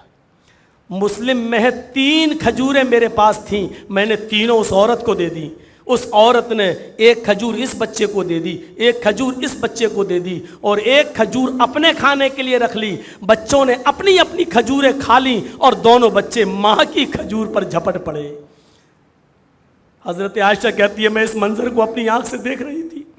ماں کی ممتا جوش میں آتی ہے، اور ماں جس کھجور کو خود کھانا چاہتی تھی، ماں نے اس بچوں کو جھپٹتا ہوا دیکھا تو ماں نے خود نہیں کھائی اور اپنی اس کھجور کے 2 ٹکڑے کر کے آدھا اس کو دے دیا اور آدھا اس کو دے دیا۔ پانی پیتی ہے اور چلی جاتی ہے۔ اللہ کے نبی جب واپس آئے تو حضرت عائشہ نے پورا واقعہ سنا دیا۔ کہا ٹھیک کیا تم نے اس عورت کو دے دیا، مجھے تو چلیے کوئی نہ کوئی کہیں سے مل جائے گا، اللہ پہ توکل ہے، پانی پی کے رہ جاؤں گا، تم نے اچھا کیا دے دیا۔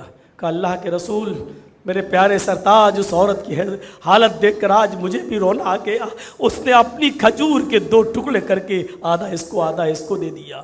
پورا منظر سنایا، نبی اکرم کی آنکھوں میں آنسو ہیں۔ آپ نے کہا عائشہ کیا تم نے اپنی آنکھوں سے دیکھا ہے؟ ہاں۔ اس عورت نے خود نہیں کھایا، نہیں، اپنی کھجور کے بھی 2 ٹکڑے کر دیے۔ ہاں عائشہ، آدھا ٹکڑا اس بچے کو، آدھا اس کو۔ ہاں عائشہ، قیامت کے دن تمہیں گواہی دینا ہوگی، صحیح بتانا۔ اللہ کے نبی، میں آپ سے جھوٹ بول سکتی ہوں؟ میں نے اپنی آنکھوں سے یہ منظر دیکھا۔ عائشہ تمہیں نہیں معلوم اس عورت نے کتنا بڑا نیک کام کیا ہے، خود بھوکی رہ کر اپنے بچوں کو کھلاتی ہے اور اس آزمائش میں پورا اتر رہی ہے۔ اپنے بچوں کی پرورش، اپنے بچوں کی تربیت، اپنے بچوں کے رہن سہن کی فکر کر رہی ہے اور آزمائی جا رہی ہے، اور اس آزمائش میں وہ گھر گھر جا کر اپنے بچے کے لیے بھیک بھی مانگ رہی ہے، ضرورت مند ہے۔ اس نے خود نہ کھا کر اپنے بچوں کو کھلا کر، عائشہ وجبت علیہا الجنہ، اس عورت نے اپنے اوپر جنت واجب کر لی۔ اس عورت نے ایسا کر کے اپنے اوپر جنت واجب کر لی۔ یہ ہے اس عورت کا حال جو گھبرائی نہیں کہ میری بچیاں ہیں۔ آج تو 4 لڑکیاں ہیں ہماری، 5واں بھی حمل ہے، الٹرا ساؤنڈ پہ چیک کرایا، ڈاکٹر صاحب لڑکی ہے پیٹ کے اندر، نہیں چاہیے مجھے، نہیں چاہیے، ویسی 2-3 بیٹیوں کی جہیز کا انتظام نہیں، چوتھی کا تیسری کا ہم کہاں سے کریں گے، اور حمل گروا دیا، ہم نے اسقاط کروا دیا، ایبورشن کروا لیا۔ میرے بھائیوں، جن بچوں کو ماں کے پیٹ میں مار دیا جاتا ہے، ایبورشن کروا دیا جاتا ہے، چاہے وہ 1 مہینے کا ہو، 2 مہینے کا ہو، 4 مہینے کا ہو، جو بچہ ماں کے پیٹ میں مار دیا جاتا ہے، بخاری شریف کی حدیث کے الفاظ ہیں، جاء یوم القیامہ ومعلق بین ثدیہا، وہ بچہ قیامت کے دن آئے گا اور اس حال میں آئے گا کہ اپنے ماں کی دونوں پستان سے لٹکا ہوا ہوگا، اپنے ماں کے دونوں سینوں سے لٹکا ہوا ہوگا، یقول، اور اللہ تعالیٰ سے شکایت کر رہا ہوگا، یا ربی ہذہ امی قتلتنی، اللہ یہ میری ماں ہے جس نے دنیا میں مجھے مار ڈالا تھا، اللہ یہ میری ماں ہے جس نے دنیا میں مجھے قتل کر دیا تھا۔ یعنی وہ یہ کہے گا کہ اللہ جب یہ میری ماں میری نہیں ہوئی، آج تو اس کا مت ہو، اے اللہ میری ماں کو جہنم کے اندر پھینک دے۔ وہ بچہ اپنی ماں کو جہنم میں لے جائے گا جس بچے کو ماں کے پیٹ میں مار دیا گیا ہے۔ ایبورشن کرانے والیوں توبہ کرو، گڑ گڑاؤ، غفور الرحیم ہے، شاید وہ معاف کر دے، اس کو رحم آ جائے تو تمہیں بخش دے، ورنہ جرم تو بہت بڑا ہوا ہے، یہ جرم عظیم ہے جو ناقابل معافی ہے۔ میرے بھائیوں، یہ اسلام ہے جو زنا کی ناجائز پیداوار کو بھی مارنے کی اجازت نہیں دیتا۔ تم تو اپنے حلال بچے گرا دیتے ہو، حلال بچوں کا ایبورشن کرا دیتے ہو، حلال بچوں کو ماں کے پیٹ میں مار ڈالتے ہو۔ میرے بھائیوں، اس میں مرد بھی گناہ گار ہے اور عورت بھی گناہ گار ہے۔ ہم سوچیں، تصور کریں، یہ تقوی کی کون سی معراج تھی، یہ تقوی کی کون سی سیڑھی تھی، یہ کون سا تقویٰ تھا، کون سی پرہیزگاری تھی کہ اللہ کے رسول کے لیے ہم نے کھجور رکھا، عورت آئی تو اس کو اٹھا کر دے دیا۔ کیوں اللہ کے رسول نے ہی کہا تھا اپنے آپ کو جہنم سے بچاؤ، وَلَوْ بِشِقِّ تَمْرَةٍ، چاہے کھجور کا ایک ٹکڑا ہی صدقہ کرنے سے اپنے آپ کو بچانا پڑے، بچاؤ، اپنے آپ کو بچاؤ۔ یہ ہے میرے بھائیوں۔ اور 3 چیزوں پر ہم کیا چل پائیں گے؟ یا ایھا الذین آمنوا اتقوا اللہ حق تقاتہ، اے ایمان والو تم اللہ سے ڈرو جیسا کہ اس سے ڈرنے کا حق ہے، یہ ہے ڈرنے کا حق۔ ولا تموتن الا وانتم مسلمون، آئیے تھوڑا سا دوسرے جز پر بھی آ جائیں، اور تم نہ مرو مگر اس حال میں کہ تم پورے کے پورے مسلمان ہو۔ ہم مسلمان ہیں۔ مسلمان کی پہلی تعریف، المسلم من سلم المسلمون من لسانہ و یدہ۔ غور کرو، مسلمان تو وہ ہے کہ جس کی زبان سے اور جس کے ہاتھ سے دوسرے مسلمان کو تکلیف نہ پہنچے۔ ہم ہیں اس تعریف کے انڈر؟ کیا اس تعریف کے دائرے میں ہم داخل ہیں؟ جس کی زبان سے اور ہاتھ سے دوسرے مسلمان کو تکلیف نہ پہنچے۔ ہماری صورتحال تو یہ ہے کہ ہم اپنی پریشانی سے اتنا پریشان نہیں ہیں جتنا آپ کے آرام سے ہمیں تکلیف ہو رہی ہے۔ اگر پڑوس کے اندر خوشبو آ گئی کھانے کی، ہمارے گھر میں دال پک رہی ہے، ہم اپنے دال سے اتنا پریشان نہیں ہے جتنا پریشان اس بات سے کہ آپ کے گھر میں بریانی کیوں پک رہی ہے، آپ کے گھر میں اچھی غذا کیسے آ رہی ہے۔ آج یہ صورتحال ہماری ہو گئی ہے۔ کورٹ میں اور کچہریوں میں جا کر دیکھو، برباد ہو گئے ہم ایک دوسرے کو برباد کرتے ہوئے، مقدمے دائر کر دیے ایک دوسرے کے اوپر۔ ہم سمجھ رہے ہیں کہ ہم جس کا پیچھا کر رہے ہیں ہم اس کو برباد کر رہے ہیں۔ نہیں، جس کو آپ برباد کرنا چاہتے ہو، جس کو آپ پکڑنا چاہ رہے ہو، جس کا پیچھا کر رہے ہو، آپ یہ بھول گئے ہو کہ وہ تو تھک ہی رہا ہے، اس کو پکڑنے کے لیے آپ اور تیز دوڑ رہے ہو، آپ اس سے زیادہ تھک رہے ہو۔ آپ یہ سوچ رہے ہو کہ ہم اس کو برباد کر رہے ہیں، نہیں، اس کو برباد کر رہے ہو، لیکن اس کو برباد کرنے سے زیادہ آپ اپنے آپ کو برباد کر رہے ہو۔ ہماری مثال بالکل ایسی ہو چکی ہے۔ مثال تھوڑی سی سخت ہے، کڑوی ہے، لیکن برداشت کرنا ہوگی۔ زمین پر ایک چھری پڑی ہوئی ہے اور اس طرف چھری پڑی ہوئی ہے جہاں سے مرغی یا بکری کو ذبح کیا جاتا ہے، دھار اوپر ہے، چھری پڑی ہوئی ہے زمین پر کھڑی ہے اور اس پر کسی بکری کا خون لگا ہوا ہے۔ ایک کتے کی نظر اس چھری پر لگے ہوئے خون پر پڑتی ہے۔ کتا اس خون کو چاٹنے کے لیے جاتا ہے اور اس نے اپنی لمبی سی زبان نکالی اور جیسے اس چھری پر لگے ہوئے خون کو چاٹا، کتے کی زبان کٹ جاتی ہے اور اس کی زبان سے نکلنے والا خون اس چھری میں لگ جاتا ہے۔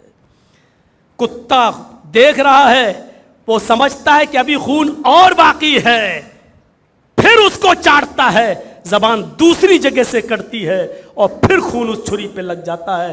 کتا اس خوش فہمی میں مبتلا ہے ابھی اور خون باقی ہے، وہ چاٹتا جا رہا ہے اور اس کی زبان کٹتی جا رہی ہے، یہاں تک کہ اس نے چاٹ چاٹ کر اپنے آپ کو ہلاک کر دیا۔ یہی صورتحال آج ہماری ہے، ہم دوسرے کو برباد کرنا چاہتے ہیں، دوسرے کے پیچھے پڑے ہوئے ہیں اور ہم اپنے آپ کو ہلاک کرتے چلے جا رہے ہیں اس کتے کی طرح۔ یہ مثال ہم نے دی ہے، نہ میں یہ کہوں گا کہ معذرت کے ساتھ، نہ میں یہ کہوں گا کہ مجھے معاف کر دو۔ ہماری حالت ایسی ہے، جب ہم کوئی جرم نہیں کر رہے تو معافی کیسی؟ یہ صورتحال آج ہماری ہو گئی ہے، جبکہ نبی اکرم نے تو یہ کہا تھا المسلم اخو المسلم لا یظلمہ ولا یسلمہ، مسلمان دوسرے مسلمان کا بھائی ہوتا ہے، نہ اس کے اوپر ظلم کرتا ہے نہ ظلم ہونے دیتا ہے۔ تذکرۃ الحفاظ پڑھیں گے آپ علامہ شمس الدین ذہبی کی، تو اس میں ایک بڑا اچھا واقعہ ملے گا آپ کو۔ دو صحابہ کی کپڑے کی دکان، کپڑے کی کا بزنس کرتے تھے، کپڑے کی ان کی دکانیں تھیں۔ ایک کسٹمر ایک دکان پر آتا ہے اور کپڑا خرید کر چلا جاتا ہے، تھوڑی دیر کے بعد دوسرا کسٹمر آتا ہے، وہ ایک اور کپڑا اسی دکان سے خرید کے چلا جاتا ہے، تیسرا کسٹمر ایک اور آتا ہے، وہ بھی اسی دکان پر آتا ہے اور وہ بھی کپڑا خرید کے چلا جاتا ہے، تھوڑی دیر کے بعد ایک چوتھا کسٹمر آتا ہے، وہ بھی اسی دکان پر آتا ہے اور کپڑا دکھانے کے لیے کہتا ہے۔ اب یہ صحابی سوچ رہے ہیں اللہ، میں نے تو 3 تھان کپڑے کے بیچ دیے ہیں، میرے پاس تو اتنی انکم ہو چکی ہے کہ میرے گھر میں چولہا جل جائے اور میری بیوی بچے آرام سے کھا لیں گے، لیکن میرے پڑوس میں میرے بھائی کی دکان ہے ایک مسلمان کی، اس کا ایک بھی کپڑا نہیں بکا ہے، وہ بھی کثیر العیال ہے، اس کے بھی بچے ہیں، زیادہ بچے ہیں، ہم سے 1-2 بچے زیادہ ہی ہیں، اس کی بھی بیوی ہے، اس کے گھر میں بھی چولہا جلنا چاہیے۔ اس نے چوتھے کسٹمر سے کہا جو کپڑا آپ مجھ سے لینے آئے ہو وہ اس سے بھی اچھا کپڑا تمہیں یہاں مل جائے گا، کیونکہ میں نے ابھی 2-3 کپڑے بیچ دیے ہیں، اب وہ کپڑا ہمارے پاس نہیں ہے جو تم لینا چاہتے ہو، وہ میرے پڑوس کی دکان میں آپ چلے جاؤ۔ یہ آدمی وہاں جاتا ہے اور پڑوس کی دکان سے کپڑا خرید کے چلا جاتا ہے۔ کل تک نبی کی تعلیم کا اثر یہ تھا کہ ہم اپنے سے زیادہ اپنے بھائی کی فکر کرتے تھے کہ میرے گھر کا چولہا تو آج جل جائے گا لیکن اس کا بھی چولہا جلنا چاہیے۔ ہم نبی اکرم کی دی ہوئی تعلیمات کے نتیجے میں صحابہ کے ان واقعات کی روشنی میں دیکھیں کہ ہم آج دوسروں کی دکان کے کسٹمر بھی ہم پکڑ کے اپنی دکان چھوڑ کے اپنی دکان پہ لے آتے ہیں۔ ذرا تصور کریں کہ کہاں ہم ہیں اور کہاں وہ، اور پھر ہم اپنے آپ کو کہتے ہیں محمد اسلم، محمد اکرم، محمد اظہر، ہم اپنے آپ کو مسلمان ہونے کا دعویٰ کرتے ہیں۔ مسلمان ہونے کی شرط یہ بتائی گئی ہے کہ المسلم من سلم المسلمون من لسانی و یدی، مسلمان تو وہ ہے کہ جس کی زبان سے اور جس کے ہاتھ سے دوسرے مسلمان کو تکلیف نہ پہنچے۔ کیا ہم پورے کے پورے مسلمان ہیں؟ کیا ہماری حالت ایک دوسرے کے ساتھ ایسی ہے؟ وَلَا تَمُوتُنَّ إِلَّا وَأَنْتُمْ مُسْلِمُونَ وَاعْتَصِمُوا بِحَبْلِ اللَّهِ جَمِيعًا وَلَا تَفَرَّقُوا، تم سب مل کر اللہ کی رسی کو مضبوطی سے پکڑ لو، یعنی قرآن کو۔ وَلَا تَفَرَّقُوا، اور آپس میں ٹولی ٹولی مت ہو، آپس میں ٹکڑے ٹکڑے مت ہو۔ ہر چیز کا ایک مفہوم مخالف ہوتا ہے، الٹا مفہوم نکالیے۔ قرآن کیا کہتا ہے؟ اللہ کی رسی کو یعنی قرآن کو مضبوطی سے پکڑ لو اور ٹکڑے ٹکڑے مت ہو۔ اس کا مطلب کیا ہوا؟ قرآن کو ہم مضبوطی سے پکڑیں گے تو ہم ٹکڑے ٹکڑوں میں نہیں بٹیں گے، یہ قرآن کہہ رہا ہے۔ لیکن اس کا الٹا مفہوم نکالیے، آج ہم ٹکڑے ٹکڑوں میں بٹے ہوئے ہیں، اس کا مطلب کیا ہے؟ ہم نے قرآن کو مضبوطی سے نہیں پکڑا ہے۔ قرآن ہماری بنیاد ہے، قرآن ہماری جڑ ہے۔ ہم جڑ جتنی مضبوط ہوگی عمارت اتنی ہی مضبوط ہوگی۔ پتنگ کو آپ نے دیکھا ہے؟ پتنگ جب تک ڈور سے جڑی ہوئی ہے اوپر جا رہی ہے۔ آپ دیکھیے ہم ڈھیل دیتے جا رہے ہیں، پتنگ اوپر جا رہی ہے. جب تک اس کی ڈور ہمارے ہاتھ میں ہے پتنگ اوپر جا رہی ہے.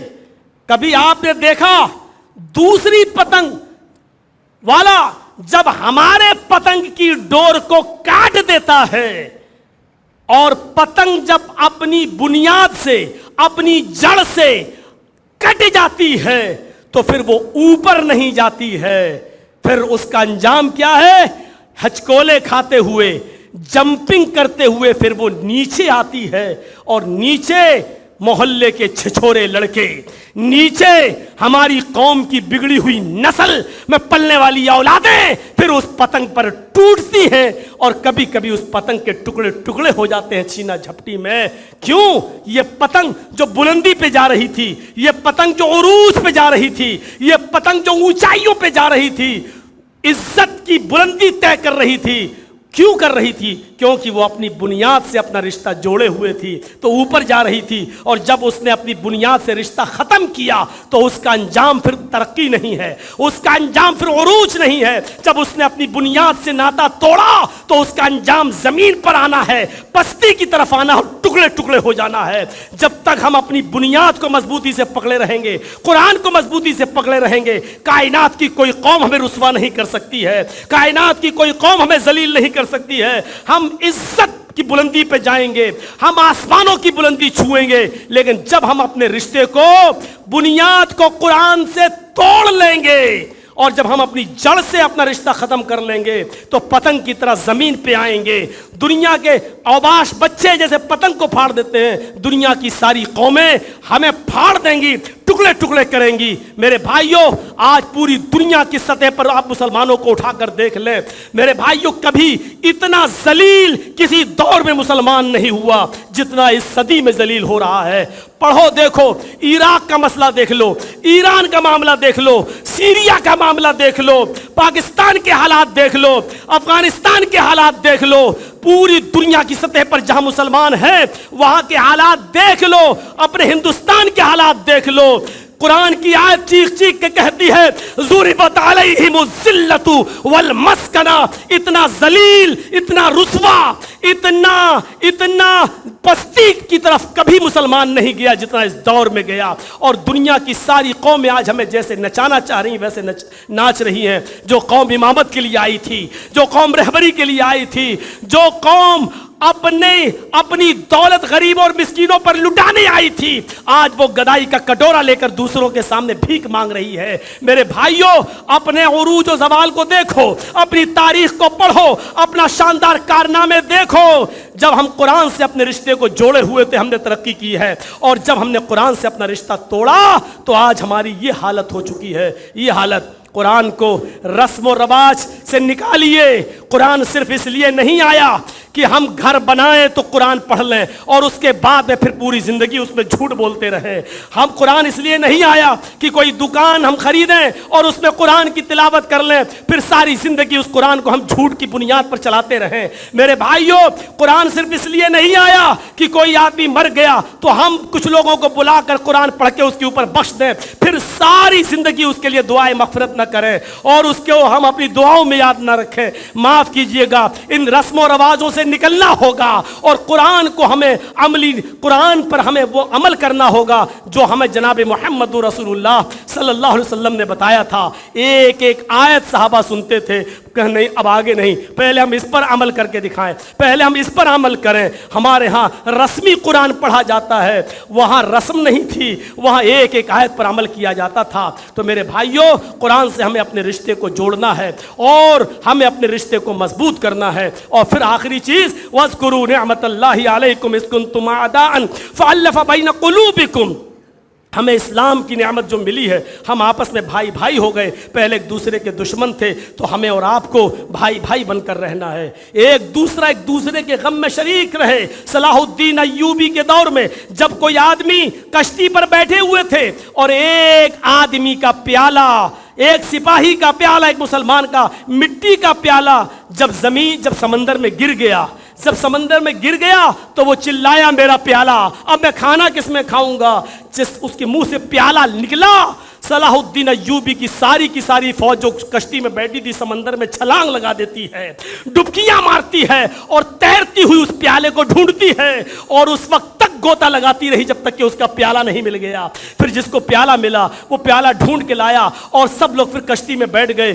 دشمنوں نے دیکھا کہ یہ صلاح الدین ایوبی کی فوج ہے جو اپنے ایک بھائی کے مٹی کے پیالے کا کھونا گوارا نہیں کرتی ہے، اگر ہم نے غلطی سے بھی کسی ایک مسلمان کو مار دیا تو یہ ہمارا کیا حال کریں گے، ہمارا سلاد بنا دیں گے، ہمارا کچومر بنا دیں گے۔ وہ ساری کی ساری فوج بھاگ جاتی ہے اور مقابلہ نہیں کرتی ہے، اور وہ علاقہ صلاح الدین ایوبی نے بغیر لڑے حاصل کر لیا۔ میرے بھائیو، کل تک ہمارا اتفاق یہ تھا، کل تک ہمارا اتحاد یہ تھا، آج ہم مر رہے ہیں اور لڑ رہے ہیں۔ تیرے پیچھے میری نماز نہیں، میرے پیچھے تیری نماز نہیں۔ نکلو نکلو اس گندی پولیٹکس سے، اس گندی سیاست سے۔ یہ ہمارے گھر کے جھگڑے ہیں، گھر میں بیٹھ کر اس کو حل کرو۔ افسوس ہے کہ ہمارے 3 طلاق کے مسئلے، ہمارے آمین اور رفع الیدین کے مسئلے ہائی کورٹ اور ڈسٹرکٹ کورٹ کے وہ جج آج کر رہے ہیں جن کو پیشاب کر کے دھونے کی تمیز نہیں معلوم ہے۔ آج شریعت کے مسئلے ان عدالتوں سے حل ہو رہے ہیں جن کو پیشاب کر کے دھونے کی تمیز نہیں معلوم ہے۔ میرے بھائیوں، آج ہمارے دینی مسائل ان عدالتوں میں جا رہے ہیں، اور ہم کب نکلیں گے؟ کب اس الٹی کھوپڑی ہمارے اندر کب تک یہ بھری رہے گی، یہ گوبر ہمارے دماغ میں بھرا رہے گا؟ نکلو، اتفاق اور اتحاد کے دامن میں آؤ، اور ہم اور آپ یہاں سے سبق لے کے اٹھیں کہ انشاءاللہ آج کے بعد یہ خرافاتیں ہم اپنے دماغوں میں نہیں پالیں گے۔ وقت کی ضرورت ہے۔